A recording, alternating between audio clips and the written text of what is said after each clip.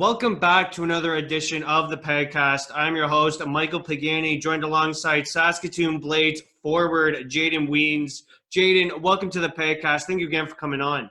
Yeah, thank you for having me. Earlier on during this pandemic, a lot of people indulged in Netflix, to say the least, because really that was the only thing we could do. What did you do to keep yourself busy? Well, I moved home here, and yeah, a lot of Netflix happened. I probably binged a lot of Lucifer, and I watched all of Suits. So that was pretty good. And then I kind of came home here and stayed active, worked out quite a bit. In Caribou, we have no cases, so I got to go out and see some friends every once in a while, so that was nice too. And what would be your go-to movie or go-to Netflix movie genre? For the movies, well, last night I seen School of Rock. It just came out, and it's a good oldie, so I watched that one. And there's so many I've watched I can't remember. Billy Madison is another funny one. I'm into the comedies, so I kind of like those. With the NHL playoffs still going on, how's that brought normalcy back into your life? Oh yeah, for sure. It kind of gives you something to watch on TV. There's nothing to watch all during quarantine, so it's nice to kind of watch sports again and kind of get back into the rhythm and seeing other people play hockey again. So hopefully we can start up here right away and do the same. Has there been a series or one specific team that has really caught your eye? Yeah, well, Montreal's my favorite team, and I didn't really expect them to do as well as they did. I mean, they came in as probably one of the biggest underdogs in the whole playoffs, and they beat Pittsburgh, which is another great team, and they gave Philadelphia a pretty good run for their money, so that was nice to watch. Just one note there is that with the Philly and Montreal series, I am a Habs fan as well. Watching it, just the Habs were the most unlucky team you could say throughout this whole playoffs. Like all the bounces that Philly got, it was lucky. In my opinion, I think Montreal deserves to be in this in the third round where Philadelphia is right now, or not right now, but. I think that Philadelphia should have been eliminated way earlier. I think so too. A couple of those games. I mean, Montreal hit 4 or 5 crossbars, posts, and just get unlucky. In Philadelphia, I mean, they were scoring. I mean, a lot of garbage goals. I mean, I guess a goal's a goal, but there was a lot of garbage goals that Price probably could have had on a normal day. And just to add there, if you want to show someone what a true hockey goal is, you could literally pull any goal from that Philly-Montreal series and, tell them this is what hockey's like. You're going to get these bounces. Yeah, exactly. That's how most games are won, right? I mean, it's digging and crashing the net. Someone scores. I mean, a lot of garbage goals. So, and Philly's really good at that. They got a lot of bigger guys. So, they like to crash the net, and they did a really good job against Montreal. So. Has your whole perception of the coronavirus changed since March? Because I know, like you just told me, there hasn't been really any cases where you are. No, I think it has. I'm not sure. I don't know a lot about everything about it, but all I know is that if everyone does their part in this, it can definitely be passed over. I mean, everyone has different opinions about it. I mean, some people call it a scam, some people don't, right? Just kind of. Some people call it cold, right? It just kind of depends on your opinion. But I think if everyone does their part in this, it'll come and go right away here, I think. Getting into your story a bit here, who is your biggest influence to start hockey? It was probably my dad, actually. He was the first guy to put me on skates, and he coached me all of my minor hockey.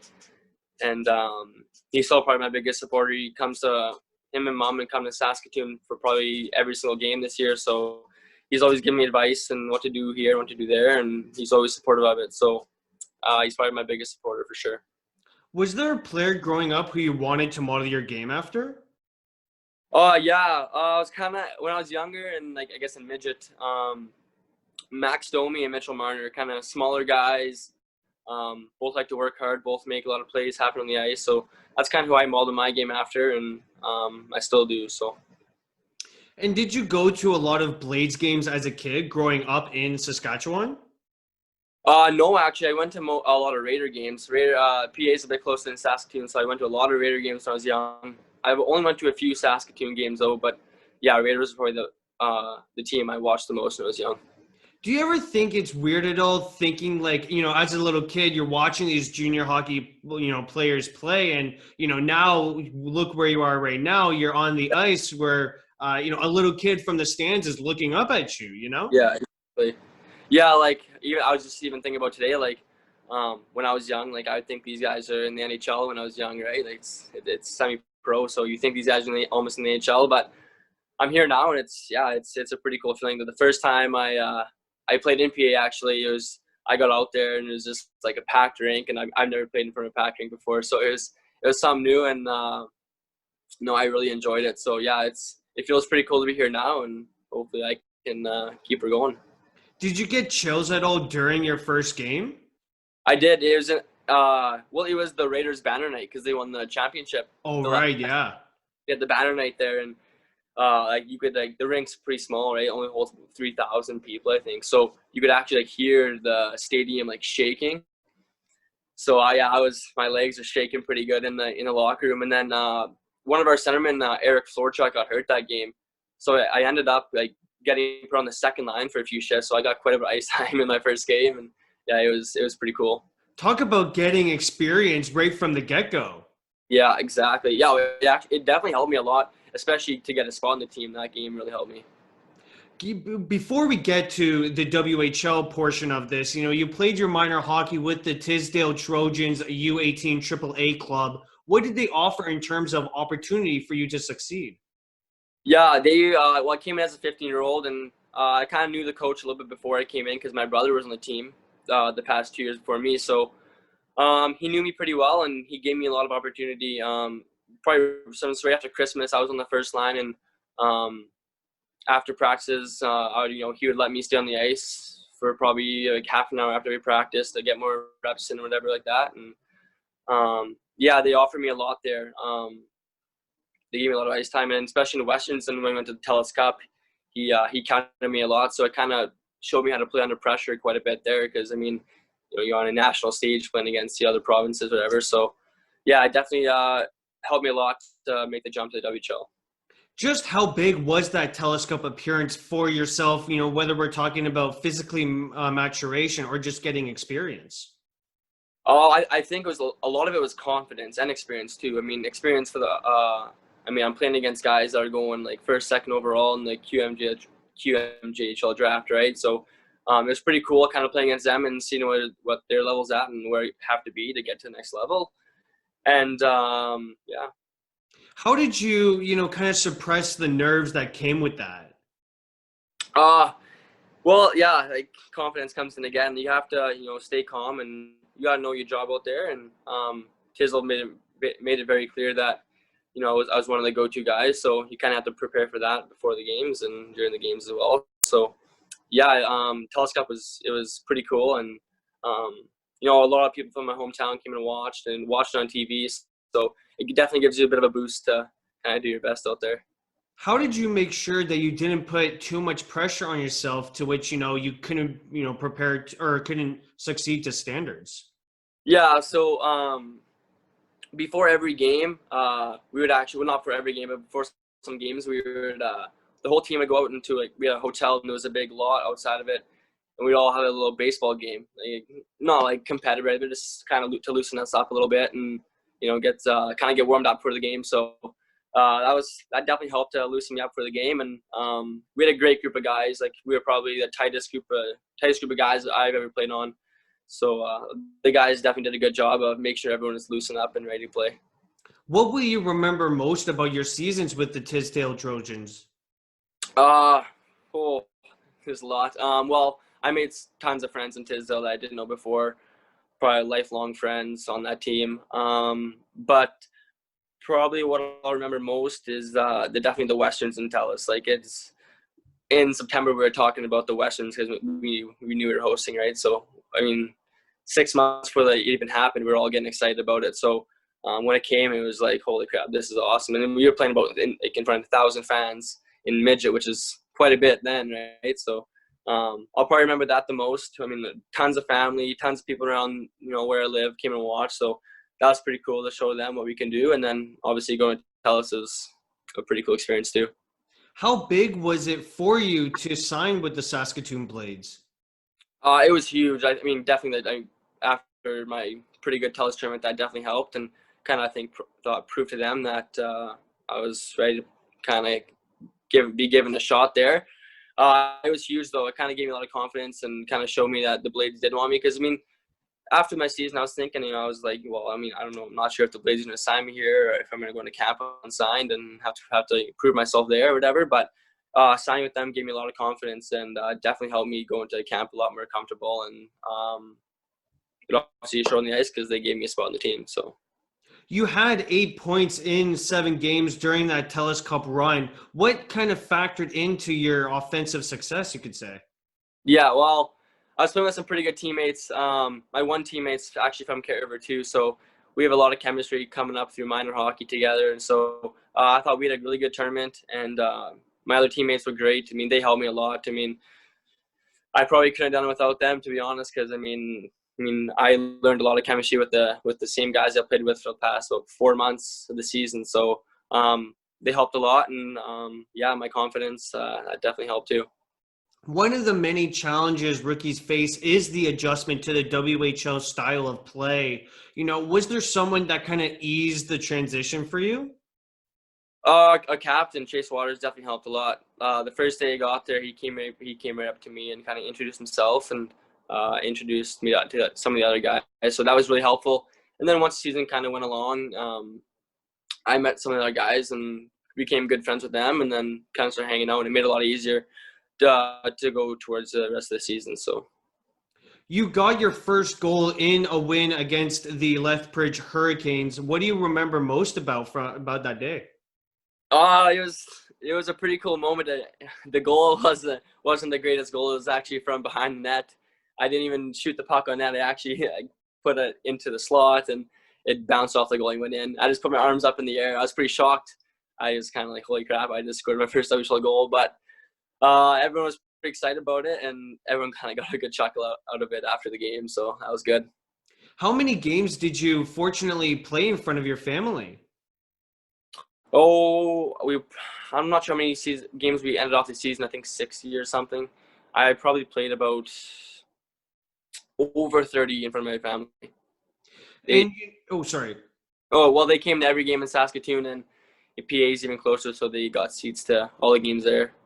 And just how, does that motivate you kind of a bit more, having your family in the building? Yeah, it does. Like, even some games, at the start of the game, like, scope them out, see where they are. It kind of gives me a little motivation to do their best, because, I mean, they've done lots for you. So, when they're sitting in the stands, and you kind of got to know that they're proud of you, so you want to give it your all and give them something to be proud about. You were one of 3 rookies that did make the Saskatoon Blades opening lineup. Just how rewarding is it for you with, knowing all the hard work that you've put in? Yeah, it was huge. After the one game, I was told that I might not be on the team this year. I mean, just because Kirby Doc might be coming back, or some other factors that are in it, right? So, but making the team was huge. I got a lot of confidence from that, and I think it was good. Coming as a 16-year-old, you kind of get you taste what it's like in the WHL, right? So once you come in for your next 17-year-old season, you're kind of ready to go and relied upon more, right? So I thought it definitely helped me a lot, and will definitely help me improve for next year too. You aren't the biggest forward there on the ice. How do you use that to your advantage, or how do you kind of maneuver your way around kind of not being the biggest forward? Yeah, I have a lot of grit in me. I actually like the banging and crashing as a smaller forward. But yeah, I think it's just willpower, and I'm not afraid to shy away from the bigger guys. So I'll go right into the corner and get in there, and I like to cause a lot of havoc. So I think that helps. And most of all like with the Blades this year, a lot of the guys were bigger guys. So if I ever needed backup, I'm sure they'd be there for me. I'm pretty sure that kind of perfectly attributes you to Brendan Gallagher of the Montreal Yeah, Canadiens. yeah, big time. Yeah. What are you doing this off season to help you prepare for the next season? Right now I'm living in Saskatoon.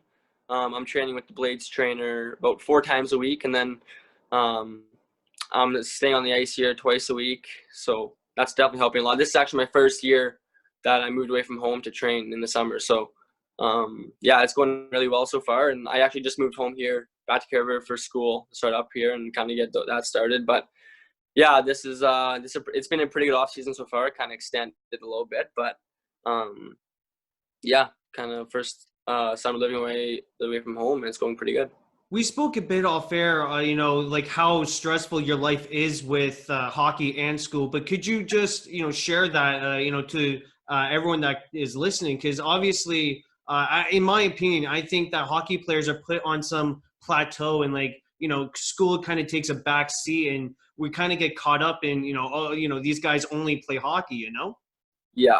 Yeah, school definitely does get backed up quite a bit. Like, I mean, once you're at that level, most of the guys aren't in school, right? So, I mean, it's almost like all hockey. But for the school guys, it's hard because, I mean, we're on the road pretty much every week, right? And you have to stay caught up, or I mean, you can't get caught behind because, I mean, then you'll start getting behind in classes, and then it just spirals downwards. So, yeah, it is really tough to balance both. But I think, yeah, you almost when you get to school for your 2 hours a day or an hour a day, you got to really buckle down and do what you can. And it's a lot of homework too. You got to bring homework back, and yeah, it takes a lot of extra time out of your day. But I mean, you got to do what you got to do. It happens, and if you can stay on top of it, it's really no big deal to me. I thought like I balanced it pretty well last year, so hopefully I can do that again this year. How difficult was it for you at the start to balance hockey and school? In September and October is really, really hard. Like, I'm not used to that, right? I'm used to going to school every day for 6 hours and then hockey afterwards. But it was opposite in Saskatoon. We had like practice and workouts in the morning and then school in the afternoon. So I really had to adjust to it quite a bit. But in November, I started getting used to it, and I also moved. I mean, it's a different school division, right? So you're learning all new curriculums and all that kind of stuff. So it was a big jump in the school wise, but yeah, again, like as a 16-year-old doing that, it definitely helps me for my grade 12 year coming up here.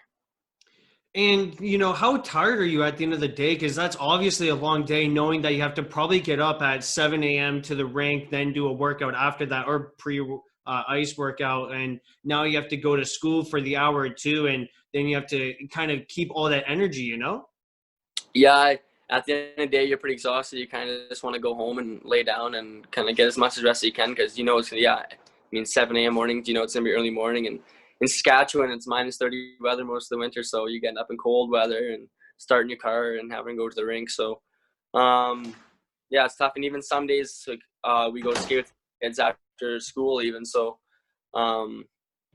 it definitely gets to be a long days, but you kind of get used to it once the time like goes on, and you learn how to like deal with it and learn how to like recover properly at the rink and stuff like that. So, how important is it to have a pregame nap? I'm assuming that you take one because just how busy a normal game day is for you. Yeah, you want to get as much sleep as you can. That's for sure. Yeah, game day, you usually probably go to the rink in the morning, do your stretches and stuff like that. You're skating, and if you have school, we go to school in the morning. But yeah, you want to take I like to take a nap for the games anyway because I mean it kind of gets you well rested and have your pregame meal and head to the rink, and it's kind of been a routine for me for a couple of years now. So. With the WHL slated to start in early December, how has that eased your preparation? Well, yeah, I was training pretty hard in July, and once I found the news, I was like, I mean, that's a long time to be training at 100% for, right? So I kind of eased down a little bit. I've started taking some time off a little bit here and there, and still been going to the gym, still been skating, but just kind of taking it a little bit easier right now. I'll kind of start amping it up again in probably middle of September here. And how often have you took time to reflect on how crazy of a season this has been for you as a rookie to have it unfortunately canceled? Yeah, well, obviously quarantine gave me a lot of time to reflect on the season and kind of talk to people and talk to the coaches about the things need to work on and what kind of season was it. But yeah, I think I kind of got to put away last year and focus on this coming up year because it's a big year, it's a draft year, so. Yeah. And how do you make sure that, the draft rankings don't get to your head to which it affects your play? Yeah, I think I just got to focus just about the Saskatoon Blades. I don't think I got to focus on about scouts or something like that, because it is a big distraction, and then it puts a lot more pressure on yourself, right? So, which could actually, not make you not play as well as you could, right? So, yeah, I think I just focus on Saskatoon Blades, focus on myself, and the rest will come with it. In the WHL return to play statement, it mentioned that fans would be back in some sort of capacity. How fortunate are you to be playing with fans in the stands for this upcoming season? I'm very fortunate the fans are going to be there. Without them, it's a lot. It's pretty hard to get upbeat about your games and go into the rink and play in front of people, right? So I'm sure everyone in the WHL is very fortunate that the fans are going to come, because they make the games almost, right? Whenever we go to games, we went to Everett the one time and they had 18,000 fans or something like that, and you just made the atmosphere, right? Just makes the atmosphere a lot better than no fans, I'm sure. So. And, do you kind of just take like a moment to realize like, oh my God, I'm playing in a sellout barn. Like, this is very cool. Yeah, it is. Like, it's crazy. The first time, like even the first game PA, I was like, wow, like this is like only 3,000 fans, but I was like, holy, like this is something to do. And then once the season goes on, you go to Everett, and then you start getting into the double digits, and you're 18,000 fans. It's like, holy, like this is a dream come true almost. So. Another dream come true that would be very awesome for you is the Memorial Cup. What would it mean for you to reach that? Oh, it'd be huge for me and the Saskatoon Blades. Saskatoon Blades the fans would love it, and I would love it too. You do get all the scouts there, and it would definitely help my draft year quite a bit, and even just the experience. Like, you're playing against like the OHL and other leagues, stuff like that. So it'd be a great experience to go to, and I really hope we can do that this year. And I also think that it would put the Blades on the map as a team to be, scared to play against. You know what I mean? Yeah. Oh yeah, for sure.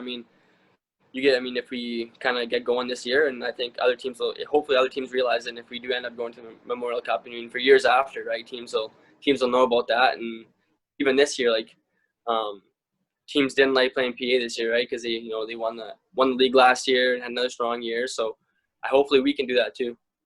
Last question here on the Pagcast. Do you have any advice for aspiring hockey players? Yeah, for sure. Just work hard and always put your right foot forward, and stay true to yourself. Just have fun with it, though. You got to have fun with it, because if it's not fun, it's going to be a long ride. So just have fun and work hard. I'd like to thank Saskatoon Blades forward Jayden Wiens for joining me on today's Pagcast. Thank you again, Jayden. Yeah, thank you very much for having me.